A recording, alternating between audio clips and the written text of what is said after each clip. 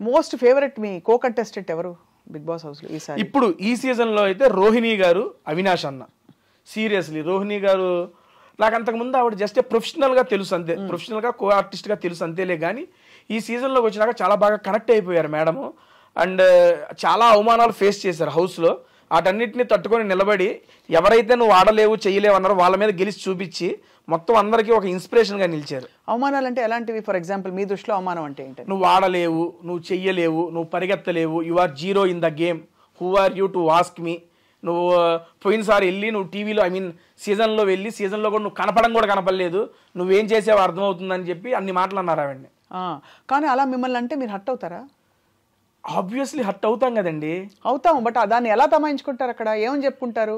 లేదు అహంకారం ఉండకూడదు, ఎవరన్నా ఒక మాట అన్నా కూడా మనం పడాలి అనే ఒక వ్యక్తిత్వ వికాస పుస్తకం తెచ్చుకుంటారా లోపల? లేక ఎవరైనా అంటే ఆబ్వియస్లీ మనం అనగలిగి మన దగ్గర మాట ఉంటే మనం చెబుతామండి. ఒకవేళ మనం చెప్పినా అర్థం కానప్పుడు అప్పుడు బాధ వచ్చింది. ఇప్పుడు తను కూడా ఆ మాటలన్నీ తీసుకున్నప్పుడు తను ఫైట్ చేసింది, కానీ అది ఎంత ఫైట్ చేసినా ఉండిపోద్దిగా ఆ బాధ అనేది. ఆ బాధని రెప్లికా పెట్టి ఒక విజయం ఇచ్చింది ఆవిడికి. నేను ఆల్రెడీ హౌస్లో కూడా చెప్పాను, నాగార్జున గారితో చెప్పాను. ఆవిడ గెలిచినప్పుడు ఆ గెలుపును చూసి నా కళ్ళంటే నీళ్ళు వచ్చినాయి. బిగ్ బాస్లో ఇంతటి గొప్ప విజయం నాకు ఇప్పుడు లైవ్లో 2 గంటల పాటు మేడం. గేమ్ ఏంటంటే ఒక సీసా ఉండిద్ది, సీసా ఇన్ ద సెన్స్ ఇదేంది ఊగుతారు మేడం, ఏంటిది సీసా? సీసా అదేనా? పైకి కిందకి ఈ పక్కనేమో ఒక కాలుతో బ్యాలెన్స్ చేయాలి, ఆ పక్కనేమో కుండలో ఇసుక పెట్టుకొని ఉంటారు, అది బ్యాలెన్స్ చేయాలి. నేను, రోహిణి గారు, ఇంకొక అబ్బాయి పృథ్వీ, ముగ్గురు ఉంచున్నాం. నేను ఒక అరగంట 40 నిమిషాల్లో నేను పడిపోయా. రోహిణి గారు ఈ లెగ్కి ఇంజూరీ సర్జరీ జరిగిన ఆ కాలుతో 2 గంటల పాటు బ్యాలెన్స్ చేశారు. తనకి స్ట్రెంగ్త్ ఏమీ కాదు, ఓన్లీ విల్ పవర్. వాళ్ళు నన్ను అన్నారు వాళ్ళ మీద గెలవాలనే పంతంతో గెలిచి చూపించారు. అందుకని నాకు అసలు దెబ్బంటే ఆవిడ మీద నా ఒపీనియన్ మారిపోయింది. దాని ఇదిరా గెలుపంటే అనిపించింది. ఒకవేళ అలా ఆడుతూ కింద పడిపోతే అవుట్. అంటే నేను ఎందుకు అడుగుతున్నానంటే అంత కొని తెచ్చి పెట్టుకునే ఇలాంటి అంటే మనకి జీవితంలో ఏదో పనికొస్తాయి అనే ఒక కారణంతో ఇలాంటి టెస్టులు పెడతారా బిగ్ బాస్లో? మేడం మీకు ఎలా అర్థమైంది బిగ్ బాస్? అసలు బిగ్ బాస్ అనేది నాకు పర్సనల్గా ఏంటంటే మేడం, ఎమోషన్స్ కంట్రోల్. నేను హౌస్లో కూడా చాలాసార్లు చెప్పాను, మన ఎమోషన్స్ని కంట్రోల్ చేసుకోగలగాలి.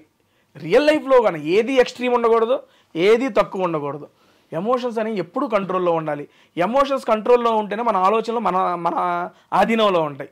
ఇప్పుడు పీక్స్కి వెళ్ళినా కూడా కోపంలో కొన్ని డెసిషన్స్ తీసుకుంటాం, అది అప్పుడు కరెక్ట్ అనిపించచ్చు, తర్వాత తప్పు ఉండొచ్చు. మనం కృంగిపోయి అటువంటి టైంలో తీసుకుని ఉంటాం, అది తప్పే ఉండొచ్చు.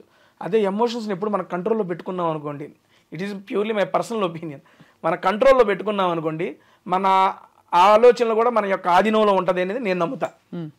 అలాంటి పర్సనాలిటీ డెవలప్మెంట్ గురించి కానీ, మన క్యారెక్టర్ల గురించి కానీ, ఈ రకంగా వీటన్నిటికీ మనం ఏంటి అనేది ఇప్పుడు ఒక సీజన్కి వెళ్ళిన ఒక బిగ్ బాస్ కంటెస్టెంట్ ఒక జర్నీ చూసేస్తే వాడేంటి, ఎలా ఉంటాడు, ఎలాంటి వాడు అని చెప్పి ఆ వెళ్ళిన వ్యక్తికి తెలిసిద్ది, చూసే జనాలకి తెలిసిద్ది. ఇది పూర్తిగా A to Z. What is Teja అంటే జస్ట్ సీజన్ 7, సీజన్ 8 మనకు కూడా తెలిసిద్ది. ఎందుకంటే మనకు తెలియని సిచ్యువేషన్స్లో ఉంటాం ఇంట్లో.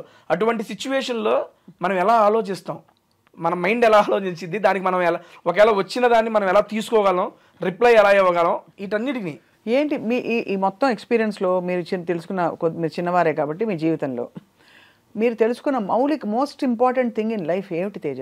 చెప్పేగా ఈ 3 నేర్చుకున్నాను బిగ్ బాస్. నేను ఫస్ట్ చెప్పే కదా, ఇవి చెబితే చెబుతారులే, నేను రియల్గా ఎక్స్పీరియన్స్ చేసి ఈ 3టిని లైఫ్లో ఇంప్లిమెంట్ చేస్తున్నా. ఒకటి మొహమాట పడకూడదు, అందరినీ సాటిస్ఫై చేయాలని చెప్పి ఎప్పుడు చూడకూడదు, ఎందుకంటే అందరూ మనుషులు, అందరికీ ఒకేలాగా అర్థమైద్దని లేదు. నెక్స్ట్ ఇంకోటి, వచ్చిన దాంతో సంతృప్తి చెందు, ఇంకో దానికి ప్రయత్నించు, రాలేదని చెప్పి ఎక్కువ దాని గురించి బాధపడదు.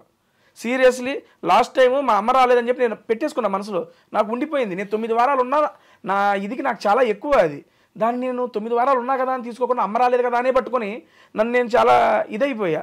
అలాగే ఈ సీజన్లో అమ్మ రావాలని ఒకటే పెట్టుకుని అమ్మ వచ్చేసింది, ఇంకా టాప్ 5కి వెళ్ళలేదు, కప్పు కొట్టలేదని పెట్టుకోలే, అమ్మ వచ్చింది, చాలు మూసుకో, నీకు ఇది చాలు, ఎక్కువ ఎక్స్పెక్ట్ చేయకు. నాకు నేను చెప్పుకున్నా, ఐఎమ్ ఫ్రీ బర్డ్, చాలా హ్యాపీగా ఉన్నారు. మీ వీడియోస్ కంటిన్యూ అవుతున్నాయా? హ్యాపీగా. నేను నిన్నగాక మొన్నే వచ్చాను, ఇంకా స్టార్ట్ చేయాలి వీడియో ఏమి, రేపు అమ్మతోనే ఫస్ట్ వీడియో చేస్తున్నా. అబ్బా, ఎక్కడ తీసుకెళ్తున్నారు అమ్మని? అమ్మతోనే ఫుడ్ వీడియో, ఒక రెస్టారెంట్ అనుకున్నాను, వెళ్ళి అక్కడ ఫుడ్ వీడియో చేసి నేనేం చెప్పను. నా బిగ్ బాస్ జర్నీ మీద ఇప్పుడు మీరు ఎలాగైతే అడుగుతున్నారు, అమ్మ నువ్వు చూసావు కదా నీకేమనిపించింది, మా అమ్మ క్వశ్చన్ అడుగుతా ఉంటుంది, నేను ఆన్సర్ చెబుతా ఉంటా.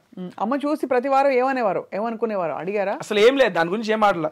ఫస్ట్ కెమెరా ముందే అమ్మని అడగబోతున్నారు రేపు. అదే అడగబోతున్నారు. అమ్మ కలిపి నోట్లో పెట్టారా? ముద్ద ఉన్నా పెట్టారుగా. ఏం పెట్టారు? పప్పు ఆవకాయ, ముద్దపప్పు ఆవకాయ నెయ్యి వేసి మంచిగా కలిపి ఇక రాగానే హ్యాపీగా పెట్టేశారు. అవన్నీ బాగా మిస్ అయి ఉంటారు మీరు తేజ అక్కడ. ఇంట్లోకి వచ్చేటప్పుడు మొన్న అమ్మ ఇంట్లోకి వచ్చేటప్పుడు చికెన్ కర్రీ అను ఆలు చేసుకొచ్చింది. నాకు ఆలు ఫేవరెట్. అండ్ మా అమ్మ చికెన్ నెక్స్ట్ లెవెల్ చేసిద్ది. నాకు కూడా అటు పెట్టుకోండి హౌస్ మేట్స్ మొత్తం అవగొట్టేశారు. అంతేనా? అమ్మ ఇంట్లో ఉండగానే అయిపోయినాయండి మొత్తం. అంత బాగా మంచిగా వండుతారు మా అమ్మ. మధ్యలో అంటే ఇది వరకు బాగా ఈ బిగ్ బాస్ హౌస్లో లింకప్లు ఎక్కువ ఉండేవి, అమ్మాయిలు అబ్బాయిలు ఉంటే. వాళ్ళకి అది ఉంది, వీళ్ళకి ఏదో అది. మీకు అలాంటివి ఏమి రాలేదా సమస్యలు? ఇప్పుడు బాగా తగ్గాయి, గత కొన్ని సీజన్స్గా తగ్గాయి, 2-3 సీజన్స్. ఏమి లేదండి, అయ్యే ఉంటానే ఉంటాయి, వస్తానే ఉంటాయి. బేసిక్గా జనాలు దేనికైతే అట్రాక్ట్ అవుతారో దాని మీద ఎక్కువ ఇంట్రెస్ట్ చూపిస్తారు. ఆబ్వియస్లీ ఒక అమ్మాయి అబ్బాయి రిలేషన్ మీద ఎవరికైనా ఇంట్రెస్టే. అరే ఏంట్రా ఇది, ఏం చేస్తున్నారు వాళ్ళు, ఎలా ఉన్నారా, ఏంట్రా చూడాలి అందరికీ ఉంటుంది. ప్రతి సీజన్లో అది ఉంటానే ఉంటుంది. ఏ సీజన్లోనూ ఉంది, పోయిన సీజన్లోనూ ఉంది. నాకు అంతే. నాకు లాస్ట్ సీజన్లో శోభ మంచి ఫ్రెండ్, కానీ మాది బయట అరే ఈడేంట్రా, అరే శోభ ఏంట్రా, చాలా ఇంట్రెస్టింగ్గా చూశారు అదంతా. అండ్ అక్కడ క్రియేట్ అయిన బాండ్స్ సీరియస్లీ నేను నమ్మేది, నేను ఎక్స్పీరియన్స్ చేస్తాను, చాలా జెన్యూన్ బాండ్స్ అండి. అవునా? ఎందుకంటే అక్కడ మీరు కొన్ని అసహజ పరిస్థితుల్లో కూడా ఉంటారు.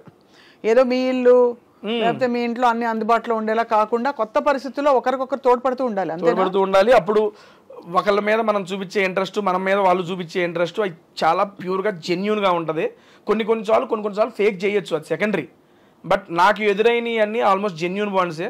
అండ్ అప్పుడు వచ్చిన మన అమర్దీప్ కానీ శోభ గారు కానీ అప్పటి నుంచి కంటిన్యూ అవుతూనే ఉంది. లాస్ట్ 1 year నుంచి మా బాండ్ కంటిన్యూ అవుతూనే ఉంది. కలుస్తుంటారు ఫ్రీక్వెంట్గా. ఆల్మోస్ట్ 2 daysకి ఒకసారి కాల్ అయితే ఉండిద్దండి. ఆ లాస్ట్ 6 months నుంచి 2 daysకి ఒకసారి కాల్ మాట్లాడుకుంటాం మేము. ఇంతవరకు ఎలిమినేట్ అయిన పార్టిసిపెంట్స్ ఎవరెవరైతే ఉంటారో వాళ్ళ గురించి మీ అభిప్రాయం ఏంటి? ఫర్ ఎగ్జాంపుల్ సోనియా ఆకుల మధ్యలో ఎలిమినేట్ అవునండి. ఏమనిపించింది? అనిపించింది లేదు నాకు. అనిపించింది అంటే ఏ సెన్స్లో? మీరు అంటే ఎలిమినేట్ అయ్యారని తెలుసుకున్నప్పుడు మీ రియాక్షన్ ఎలా ఉంటుందో ఎక్స్పెక్టెడ్ అనిపించిందా? ఎందుకంటే బయటే ఉన్నాం కదా, నేను లోపల లేను. అప్పుడు లేదు తెలుసు, అప్పుడు మీరు బయట ఉన్నారు. బయట ఉన్నాం కాబట్టి బయట పరిస్థితులు చూస్తున్నాం కాబట్టి ఓట్ బ్యాంక్ ఎవరికి తక్కువ ఉంటుందని ఒక ఐడియా ఉంటుంది. ఎక్స్పెక్టెడ్ కదా సోనియా. కానీ ఇదంతా బేక్ బిలీవ్ కదా తేజ. అంటే ఇప్పుడు ఓట్ బ్యాంక్ అన్నది మీరు అన్నది బాగానే ఉంది.